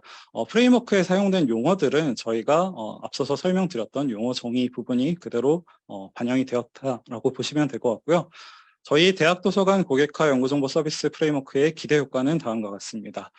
이용자의 서비스 이용 기록을 활용해서 지속적인 맞춤형 연구정보 서비스를 제공함으로써 제공자와 이용자 간의 관계를 강화하는 고객화 연구정보 서비스를 구현할 수 있을 것이다 라고 기대를 하고 있습니다. 그리고 대학도서관 단위로 축적한 연구정보 서비스 데이터는 대학도서관 지원기관들과의 협력을 위한 데이터로도 활용이 될 수 있을 것으로 보이고 대학도서관 관련 정책 결정이라든지 발전 방안 수립 과정에서도 핵심적인 자료로 활용이 될 수 있을 것으로 예상을 하고 있습니다. 네, 그래서 대학도서관 고객화 연구정보 서비스 방안을 도출하였다라고 말씀을 드렸는데요. 저희 연구정보 서비스 방안은 델파이 조사를 통해 선별한 8개 연구정보 서비스에 대해서 서비스 정의, 서비스 내용, 유형, 서비스 주안점, 고객화 서비스 방안, 고객화 서비스 관련 데이터, 서비스 사례 등 이렇게 신규 서비스 개발이라든지 서비스 확장 과정에서 고려할 수 있는 사항들을 포괄적으로 요약하여 정리하였습니다. 그래서 본 연구가 포괄적인 대학도서관 고객화 연구정보 서비스 방안 및 고려사항을 제시를 하였기 때문에 실무 현장에서는 서비스 상황에 적합하게 선택적으로 활용하시기를 권장해 드리겠습니다. 네, 모든 내용을 소개를 해드리면 좋겠지만 시간 관계상 고객화 서비스 방안에 대해서 집중적으로 설명을 드리려고 합니다. 첫 번째 서비스는 공동연구자 탐색 및 튜터링 지원 서비스입니다. 희망하는 공동연구 분야 그리고 과거 공동연구 명세 등을 정보를 바탕으로 공동연구 가능성이 있는 연구자들을 자동으로 추천해주는 서비스, 그리고 연구자가 직접 연구자들과 교류하고 공동연구자를 탐색할 수 있는 연구자 허브를 제공하는 서비스, 이런 것들을 동시에 제공할 수 있도록 고려할 필요가 있다는 것입니다. 일방적인 추천만으로는 연구자 간의 협력을 끌어내기에는 다소 한계가 있기 때문입니다. 이해관계가 맞는 연구자들이 서로 소통할 수 있는 장을 마련해주는 서비스가 병행되어야 할 것입니다. 웹사이트 및 플랫폼을 통해 자동으로 공동연구자를 추천해주는 수동적인 서비스에만 그칠 것이 아니라 연구자와 사서가 능동적으로 이렇게 공동연구자를 탐색할 수 있는 서비스 여건을 마련해 주어야 한다는 것을 제안을 하였습니다. 네, 도서관 소장 정보자원 제공 서비스의 고객화 서비스 방안입니다. 도서관 소장 정보자원을 추천할 때 연구자의 과거 관심사 그리고 현재 관심사 등을 종합적으로 고려를 해서 연구자의 요구 예측을 위해 활용할 수 있는 방안을 모색하여야 한다는 것입니다. 연구자가 새로운 연구를 준비하는 과정에서 과거 이용 내역 그리고 기존 연구 실적과는 무관한 분야의 정보자원이 필요할 수도 있다는 점도 반드시 고려해야 한다는 것인데요. 그러므로 다양한 시도를 통해서 연구자의 미래 관심사를 예측하는 방안도 반드시 제시되어야 할 것으로 보입니다. 세 번째는 비소장 정보자원 제공 서비스에 대한 고객화 서비스 방안을 말씀을 드리겠습니다. 연구자가 이용하고자 하는 정보자원이 자간에 소장되어 있지 않다면 연구자가 즉각 연계를 통해서 해당 정보자원을 이용할 수 있도록 다양한 연계 방식을 동시에 제공해 주어야 한다는 것입니다. 연구자가 선호하는 연구 방식 순으로 제시를 할수록 연구자의 활용도를 높일 수 있겠습니다. 연구자가 도서관에서 수정하거나 연계하는 정보자원이 지속적으로 부족하다고 인식을 하게 된다면 도서관 정보자원 및 서비스에 대한 활용 빈도 자체도 낮아질 수 있다는 위험이 있습니다. 그러므로 연구자가 자관의 소장 정보자원뿐만 아니라 연계 등을 통하여 연구자가 이용할 수 있는 비소장 정보자원까지 한꺼번에 통합하여 검색할 수 있도록 서비스가 설계되어야 한다는 것입니다. 네, 네 번째로는 선행연구 분석 지원 서비스입니다. 여기에 대한 고객화 서비스 방안을 말씀드리겠습니다. 연구자 신분 유형별로 적절한 수준의 고객화 서비스를 제공해야 한다라는 것입니다. 초급 연구자의 경우는 선행연구 탐색 그리고 분석 단계 전반에 걸친 적극적인 지원, 컨설팅을 기대를 할 것이고, 경력 연구자의 경우는 넓은 주제 범위에 대한 정보원 추천 위주의 지원을 기대할 것으로 예상이 됩니다. 그러므로 연구자의 기대 수준에 적합하게 맞춤형 서비스를 제공할 수 있도록 준비할 필요가 있다는 것입니다. 연구자가 원하는 지원 수준을 직접 선택할 수 있도록 표준화된 단계를 제시하는 방안도 한번 모색해 볼 수 있겠습니다. 연구자의 신분 유형에 따라 요구하는 서비스의 수준이 달라질 수 있으므로 연구 지원을 위하여 사서가 개입하는 정도를 수준별로 세분화할 필요가 있겠습니다. 도서관이 연구정보 서비스를 제공하는 대상에는 교수 외에 대학원생, 연구원, 경우에 따라서는 학부생까지도 연구정보 서비스의 대상이 될 수 있음을 고려해야 한다라는 것입니다. 소속 이용자의 구성과 서비스 대상을 신중하게 고려를 하여 선행연구 분석 지원 서비스의 지원 수준 그리고 세분화 방안을 결정할 필요가 있겠다라는 것입니다. 다섯 번째로는 정보 탐색 컨설팅 서비스의 고객화 서비스 방안입니다. 도서관 소장 자료 검색 그리고 이용 내용 등을 활용해서 연구자의 정보 탐색 능력을 파악하고 기존에 적용해보지 않은 방식들을 또 시도해볼 수 있도록 추천하고 지원하여야 한다라는 것입니다. 연구 주제별로 가장 효율적인 정보 탐색 방법이 달라질 수 있으므로 연구자의 개별 연구 수행 과정에서 적합한 방식을 제안할 수 있어야 한다는 것입니다. 동일 주제 분야의 연구자 혹은 동일 신분의 연구자라 할지라도 정보 탐색 능력 수준은 크게 차이가 날 수 있다는 것입니다. 그러므로 주제별, 신분 유형별 구분보다는 정보 탐색 수준별로 구분을 하여 세분화된 서비스를 제공하는 것이 효과적일 수 있다는 점도 제안을 하였습니다. 여섯 번째, 최신 연구 동향 정보 제공 서비스의 고객화 서비스 방안입니다. 연구자의 주 연구 분야에 따라 관심사가 크게 달라질 수 있으므로 주제별로 세분화된 서비스 방안이 모색되어야 한다는 것입니다. 연구 주제별로 빈번하게 이용하는 주요 정보 자원의 유형, 그리고 최신 동향으로 판단할 수 있는 정보의 유효기간, 국가별, 지역별 동향의 차이 등이 달라질 수 있으므로 지속적으로 파악하고 업데이트할 필요가 있다는 것입니다. 연구자가 여러 주제 분야에 대한 정보를 동시에 희망할 수도 있으므로 요구에 즉시 대응할 수 있도록 사전 준비가 가능한 형태로 서비스가 계획이 되어야 할 것입니다. 최신 연구 동향 정보 제공 서비스는 선행 연구 분석 지원 서비스와도 밀접하게 연결이 될 수 있으므로 유기적인 서비스가 가능하도록 대비할 필요도 있겠습니다. 고객화 서비스를 제공하기 위해서는 주제 분야별로 최신 동향 및 정보 자원을 수집할 수 있는 체계가 구축되어야 할 것입니다. 개별 대학 도서관 차원에서 모든 주제 분야를 다루는 것은 어려움이 있으므로 외국 학술지 지원센터 사업 등과 같은 연계 사업을 통해서 여러 기관의 협력 체계를 구축하는 방안도 고려를 해볼 수가 있겠다라고 이렇게 제안을 드렸습니다. 일곱 번째, 데이터 관리 계획 작성 지원 서비스에 대한 고객화 서비스 방안을 소개해드리겠습니다. 연구자가 참여하는 연구개발 과제 건별로 맞춤형 서비스를 제공하는 방안을 고려할 수가 있겠습니다. 해당 연구 과제에서 요구하는 DMP 양식, 가이드라인을 바탕으로 적합한 연구 정보를 제공할 수 있어야 하는데요. 고객화 서비스를 위해 필요한 정보를 긴밀히 수집, 관리하여 일회성 서비스가 아닌 지속적인 서비스로 연계될 수 있도록 대비해야 한다는 것입니다. 연구자의 주 연구 분야가 DMP 제출 의무가 없는 주제 분야일 수도 있습니다. 그렇다 할지라도 특정 연구 개발 과제 참여권에 대해서는 DMP 작성, 제출이 필요할 수 있다는 점을 간과해서는 안 됩니다. 그러므로 연구 성과를 집계하는 시스템 그리고 부서와의 연계를 통해서 DMP 의무 작성 및 제출이 필요한 연구자를 자동으로 파악할 수 있게 하는 이런 방안들도 모색할 필요가 있겠습니다. 여덟 번째입니다. 연구 영향력 추정 및 분석 지원 서비스에 대한 고객화 서비스 방안을 말씀드리겠습니다. 연구 분석 플랫폼이 연구 성과물에 대한 주요 영향력 지표 등 이런 계량적인 성과 지표만을 자동으로 제공하는 서비스에 그칠 것이 아니라 전문 인력의 지원, 컨설팅이 추가된 능동적인 서비스로 확장해 나갈 필요가 있다는 것입니다. 대부분의 대학에서 이미 소속 연구자의 연구 성과물 목록을 확보해서 관리를 하고 있으므로 고객화 서비스 제공을 위해서 추가적인 데이터 입력이나 수집 과정 없이 자동으로 데이터가 연계될 수 있도록 하여야 한다는 것인데요.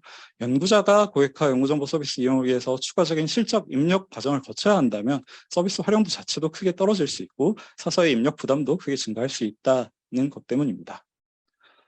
네, 마지막으로 연구의 의의 그리고 향후 연구 방향을 정리하면서 발표를 마치도록 하겠습니다. 대학 도서관 연구 정보 서비스의 개선 및 발전을 통하여 대학 구성원의 만족도를 향상하고 궁극적으로는 대학 도서관의 전문성 및 가치 제고를 도모할 수 있는 방안을 모색하고자 하였습니다. 본 연구에서 제안한 고객화 연구정보 서비스 방안은 서비스 및 고객화 서비스에 대한 정의 설명을 간결하게 정리하였고 국내의 주요 사례까지도 실용적으로 활용할 수 있도록 이렇게 정리하여 보완하였기 때문에 다양한 방식으로 확장 연계될 수 있을 것으로 기대를 하고 있습니다. 고객화 연구정보 서비스 활성화를 위해서 서비스 품질과 연구자의 만족도를 향상할 수 있다면 대학 도서관에 대한 인식 개선 그리고 전문성 제고에도 긍정적인 영향을 줄 수 있을 것이다 라고 예상을 하고 있습니다. 본 연구에서 탐색적인 시도를 통해서 종합적으로 분석하고 포괄적인 방안을 제시하였으므로 앞으로 다양한 후속 연구로 확장 연계되어 실용적인 세부 서비스 방안들이 개발될 수 있을 것으로 기대를 하고 있습니다. 네, 발표는 여기까지입니다. 경청해 주셔서 감사합니다. 네, 토론회는 한국과학기술정보연구원의 이선희 박사님께서 맡아주시겠습니다.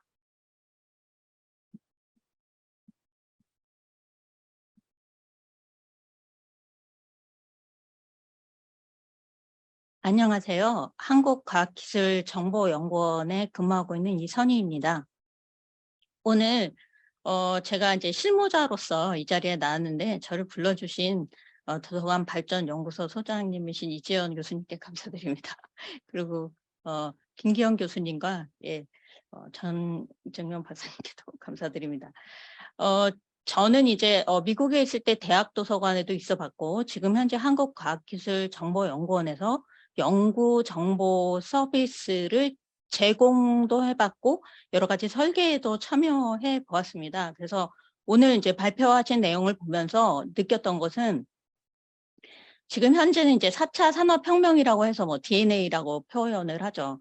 너무 많은 정보, 네트워킹, 그리고 AI, 다양한 정보 매체와 연계가 사람들을 혼란스럽게 하고 있습니다. 또한 제가 북한이라고 해서 지금 현재는 우리가 예측할 수 없는 어떤 게 벌어질지 모르는 그런 상황이라는 점에서 많은 사람들이 혼란스러워하고 있습니다. 그리고 또 이제 저희가 도서관 입장에서 보면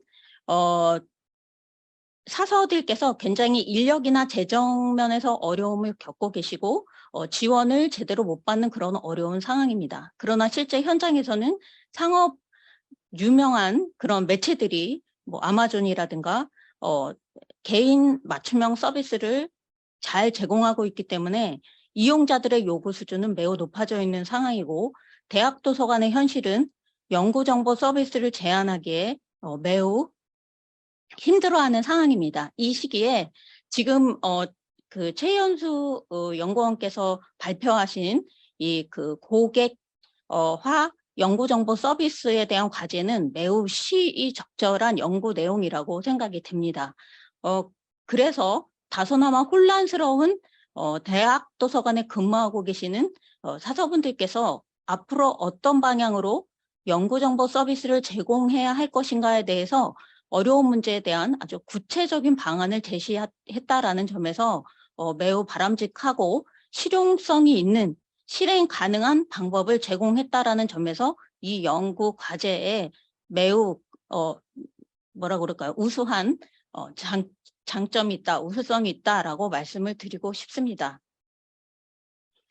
보면은 이제 그 연구하시는 방법에 있어서도 선행 연구나 사례 연구를 통해서 또 이제 뭐 개념정이라든가 유형을 통해서 탄탄하게 48개의 항목을 도출해내시고 그거를 대상으로 델파이 조사 대상을 선정하셨는데 그런 방법론들이 매우 탄탄해 보입니다. 그러니까 선행연구나 사례연구는 이론적인 방면에서 훑어볼 만큼 충분히 훑어봤다라는 느낌이 들었고 그 다음에 이제 델파이 조사를 통해서 연구하신 내용은 다소 이론적으로 볼 때 허망하거나 실행 불가능해 보일 수 있는 것을 실무자 중심으로 델파이의 14명의 사설을 샘플링을 하셔서 그 사람들에게 그것도 그분들은 거의 19년의 도서관 경력과 9.5년의 연구정보 서비스 경력을 가지고 계시고 있는 30대, 40대, 50대 분들을 섞어가지고 샘플링을 하셔가지고 매우 실무적이고 바람직한 방향의 그 제안을 할 수 있는 샘플링이다라는 생각이 들어서 연구 방법론과 전개하는 방법도 굉장히 단단하다라는 생각을 했습니다. 그리고 이제 제가 여러 가지 나온 거에 대해서 봤을 때 뭐 8가지의 그 서비스가 나온 것을 보았습니다. 볼 때 뭐라 그럴까요? 최연수 연구원이 지적한 바와 같이 새롭게 나온 희한한 서비스라기보다는 기존에 해오던 것들, 그리고 반드시 더 해야 되고 깊이 연구해야 될 것 같은 것들을 중심으로 8개를 선정한 것으로 보입니다. 이것을 볼 때 다른 도서관들이 모두 하고 있진 않고, 내용을 봤을 때 7개의 도서관이 연구정보 서비스 부서를, 담당 부서를 가지고 있다라는 얘기를 했기 때문에 나머지 굉장히 많은 대학 도서관들은 연구정보 서비스를 제공하지 않는 데가 많을 수 있기 때문에 이 실행 가능한 방법을 가지고 저변을 확대하는데 많은 도움이 될 수 있을 것이다 라는 생각을 했습니다. 그리고 최 연구원께서 지적한 바와 같이 향후에는 더 좋은 새로운 방향의 서비스들을 제안할 수 있는 가능성은 있다라고 생각하게 되었습니다. 제가 이 내용을 보면서 좋다라고 생각했고, 제가 추가적으로 제안하고 싶은 내용은 여기서 아까 이제 첫 번째 발표에서도 나왔지만 대학 도서관 교수 지원 그 센터 그 설문조사에서 나온 거에 의하면 요구 분석을 통해서 개인 맞춤형 서비스를 제공해 달라는 내용이 있었던 걸로 제가 기억을 하는데요. 여기 그 지금 하고 있는 고객화 연구정보 서비스의 델파이 조사는 사설을 중심으로 서비스를 제공하는, 예를 들면 이것이 뭐라 그럴까, 서비스를 제공하는 제공자 또는 공급자의 입장이었다면 이거를 이렇게 수요자의 입장, 그러니까 대학 교수님이라든가 아니면 대학원생이라든가 학생들이라든가 연구 정보를 활용하는 그 분들을 대상으로 수요 조사를 해서 여기서 나온 8개의 서비스 아니면 앞에서 언급됐던 19개의 서비스를 가능하게 해야 된다라고 도출된 사항들을 가지고 수요 조사를 한번 해보면 어떨까라는 생각을 해봤습니다. 그리고 이제 두 번째 이제 저의 제안은 물론 다 잘 하셨기 때문에 그냥 제가 제안하는 거라고 생각하시면 되겠습니다. 앞에 이제 생애 주기적인, 그러니까 연구 과정의 생애 주기적인 점에서의 어떤 정보 서비스가 필요한가를 이제 알아보고자 하는 그런 의도가 있으셨던 걸로 기억을 하기 때문에 연구 전체 생애에서의 이 지금 우리가 하고 있는 서비스들은 어디에 그 해당하는가, 이런 걸 한번 매칭을 해보면 어떨까, 그런 생각을 했습니다. 그리고 이제 세 번째 제가 제안하고 싶은 사항은, 사실 대학 도서관에 사서님들이 그렇게 많지는 않고 이용자는 굉장히 많고 지금 현재 해야 되는 일은 굉장히 많기 때문에 그걸 다 감당하시기는 어려울 것이다.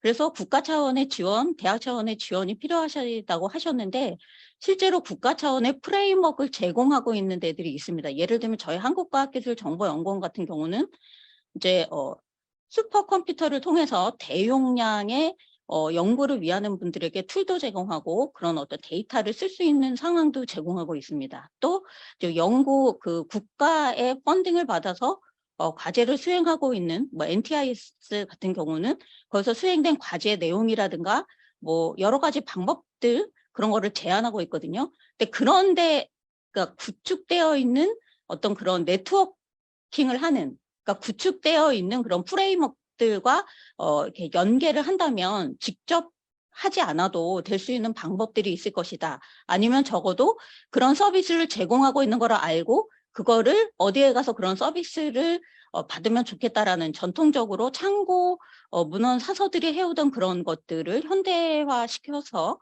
이렇게 연계할 수 있는 것들을 제공한다면, 그러면 좀 더 좋은 방향으로 그 고객화 연구정보 서비스가 가지 않을까라는 저의 소소한 제안을 한번 해봅니다. 네, 들어주신 여러분께 감사합니다.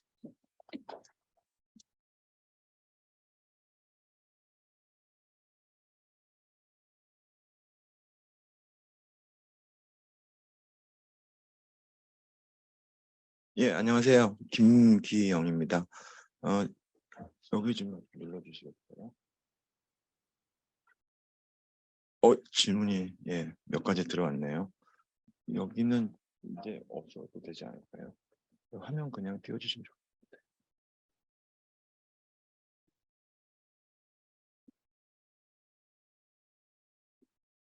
예, 그리고 아까 저기 질문 좀 보여주시겠어요? 채팅. 예, 김경입니다. 이 대학도서관발전연구소에서 같이 지금 협업을 하면서 같이 연구를 하고 있는데요. 몇 가지 질문이 들어왔습니다. 처음 질문이 지금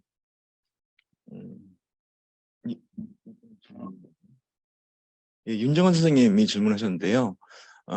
교원들의 관심 연구 정보, 이게 뭐 다 지금 채팅창을 열어보시면 다 보이시겠지만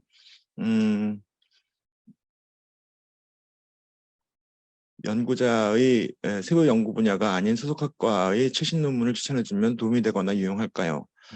예, 글쎄요. 대답하기 어려운 질문을 해주셨네요. 다만 만약에 이제 저의 개인적인 어떤 의견으로서는 이것을 한다라고 한다면 결국 학과에 전담되고 있는 어떤 그러니까 직원이 있다는 소리이고, 그런 사서 직원이 지속적으로 그 학과를 전담하고 있다는 것을 전제로 하고 있는 것 같은데, 그런 거라면 일정 정도 이용하리라고 보고요. 만약에 그렇게 전담 사서, 그러니까 학과에 전담된 사서가 있다고 한다면 그것이 개별적인, 그러니까 연구자 개개인의 서비스로 진화해 나가는 것도 그렇게 어렵지 않으리라고 생각을 합니다. 제 생각은 그렇고요. 그럼 거기에 대해서 의견 있으시면 얘기를 해주셔도 좋겠습니다. 그리고 잠깐 또 밑에 두 번째 질문으로 또 교원들의 관심 연구 정보 추천의 경우 본인의 연구 업적이나 관심 분야 외에 추천 로직에 고려해야 할 항목이 있을까요? 예, 그러니까 만약에 뭔가 추천을 한다면 무엇을 고려해야 할 것인지에 대해서 여쭤보시는 것 같습니다. 그렇죠. 지금 갖고 계신 어떤 그런 요인은 두 가지로 되어 있어요. 연구 업적, 관심 분야, 이것으로 되어 있는데, 이제 이것은 그 사람이 가지고 있는 어떤 공개적인 어떤 정보이고, 사실은 정보 요구라는 것은 언제나 그 정보 요구 주변에 있는 정황들, 컨텍스트가 그 정보 요구에 영향을 미치는 것이기 때문에 실제로 그 이외에도 예를 들면 그 분야의 흐름이라든지 또 무슨 펀더들의 어떤 관심이라든지 그런 것들이 지속적으로 고려돼야 되지 않을까 싶습니다. 그리고 그런 것들은 사실은 모든 연구자에게 공통적으로 적용된다라기보다는 어떤 특정 분야의 연구자들에게 선택적으로 적용된다라고 할 수 있기 때문에 아까 얘기한 어떤 학과 전담제가 실시가 되어서 어떤 분야에 담당하고 있는 어떤 사서분께서 그런 어떤 동향들을 지속적으로 파악하고 계시다면은 어렵지 않게 고려할 만한 요인들을 확인할 수 있지 않을까라고 생각을 합니다. 예, 그 이외에 또 질문 있으시면 질문해 주시고요. 저희 오늘 발표한 내용 세 가지인데요. 이 세 가지가 지금 저희 3차년도 연구 결과입니다. 한 가지가 더 있긴 하지만 일단 세 가지를 정리를 했는데, 이 3차년도 연구 결과는 저희에게 있어서 굉장히 중요합니다. 그래서 1차년도하고 2차년도에 저희가 대학도서관 이용자들, 그러니까 대학도서관에 있는 모든 인구들의 어떤 요구들을 조사했다면, 그것을 기반으로 해서 첫 번째와 세 번째 발표는 교육과 연구 분야에서 무엇을 할 것인지를 좀 집중한 분야다라고 할 수 있겠고요.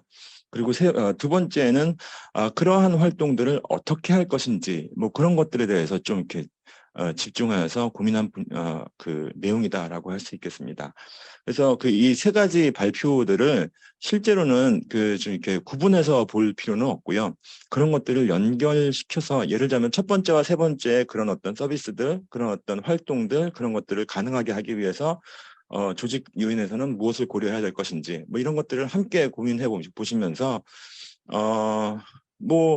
그러니까 더 할 수 있도록 저희가 지금 제안하는 것은 좀 더 세부적인 연구들 이런 것들을 제안하고는 있지만, 사실은 그것은 이제 저희가 혹은 연구자들이 해야 될 부분들일 것이고, 현장에 계신 많은 대학도서관 사서분들께 저희가 개인적으로 부탁하고 싶은 것은 이렇게 제안된 것들이 많은 어떤 사례들이 좀 쌓였으면 좋겠다라는 것이죠.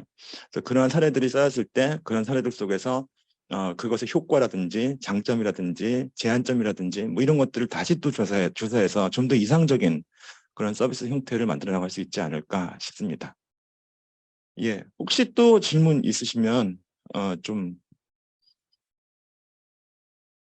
더 질문 안 들어오시는 것 같은데요. 몇몇 이름이 익숙한 분들도 계시고 그런데 더 이상 질문 안 하시네요. 예, 저희 그 홈페이지가 있습니다. 대학도서관 발전연구소 혹은 연세대학교 대학도서관 발전연구소라고 이제 검색을 하시면 아마 웹사이트를 찾으실 수 있을 텐데요. 거기 들어오시면 오늘 발표한 발표 자료를 공유하도록 하겠습니다. 그리고 공유된 발표 자료를 통해서 검토해 주시고 거기에 또 질문이 있으신 분들은 그 홈페이지에 질의응답하는 코너가 있기 때문에 그쪽으로 다시 또 연락해 주시면 혹은 전화 소장님이나 아니면 다른 연구원들에게 뭐 직접 전화를 한다든가 이메일을 한다거나 뭐 그렇게 연락해 주시면 성심성의껏 같이 토론해 보도록 하겠습니다. 예, 그러면 오늘 순서는 이 정도로 마치고요. 다음 또 세미나에서 우린 계속 4차년도 연구를 진행하고 있는 중이니까요. 다음 또 세미나에서 찾아뵙도록 하겠습니다. 감사합니다.